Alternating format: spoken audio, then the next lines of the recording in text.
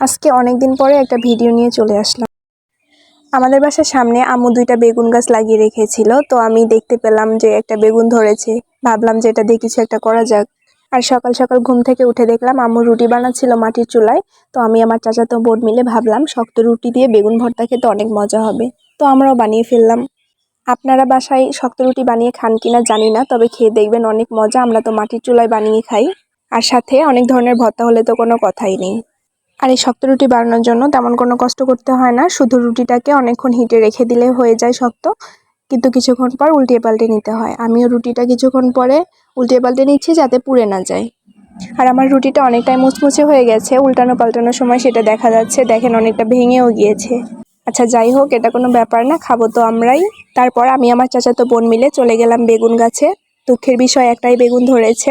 আমি আর আমার চাচাতো বোন মিলে অনেকক্ষণ থেকে বেগুনটাকে ছেঁড়ার চেষ্টা করছিলাম, কিন্তু আমরা ব্যর্থ পারছিলাম না। লাস্ট পর্যন্ত আমরা দুইজনে বেগুনটাকে কেটে নিয়ে তারপরে যাই। বাসায় থাকলে আমি আমার চাচাতো বোন মিলে শুধু এগুলোই করি। ও আমাকে এসে বলে, আপু চলো একটু কিছু রান্না করি, চলো ভিডিও করি। তো আমরা বেগুনটাকে কেটে নিয়ে তারপরে পোড়াতে দিব। আমরা মাটির চুলায় পোড়াবো বেগুনটাকে।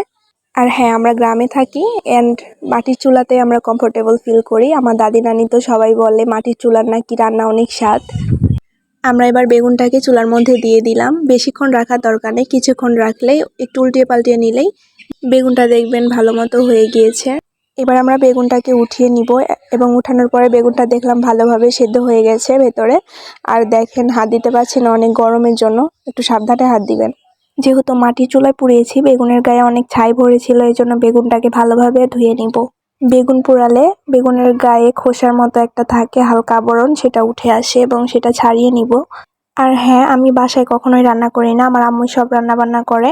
আর আমার যদি মাঝে মধ্যে মনে হয় কিছু করার, সেটাই করি। আর আমি রান্না কাউকে শেখানোর জন্য কোনো ভিডিও দিই না। আমার ভালো লাগে মাঝে মধ্যে কিছু করলে, আর সেটাই আপনাদের সাথে শেয়ার করি। অনেক বেগুনের মধ্যে পোকা থাকে, এজন্য ভালোভাবে দেখে নিচ্ছি বেগুনটার মধ্যে পোকা আছে নাকি। এবার আমরা ভর্তা বানানোর কাজ শুরু করে দিব দুজন মিলে। পারছিলাম না, অনেক গরমের জন্য কষ্ট হচ্ছিল। একবার আমি করছিলাম, একবার আমার চাচাতো বোনকে দিচ্ছিলাম, যে অনেক গরম এজন্য একা করা সম্ভব হচ্ছে না। এরপরে ভাজা শুকনো মরিচ একটা আর পেঁয়াজ কুচি কুচি করে দিয়েছি কিছুটা, আর লবণ দিয়ে দিলাম। আর ভর্তা বানানো তো নতুন করে দেখানোর মতো কিছুই নাই। আমরা দুইজন মিলে ভালোভাবে ঝাল ঝাল করে একদম ভর্তা বানাইছি।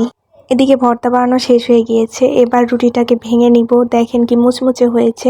আর স্পাইসি ভর্তাটার সাথে ভরিয়ে নিয়ে মুখে দিলে অন্যরকম একটা স্বাদ, যদি বানান তাহলেই বুঝতে পারবেন।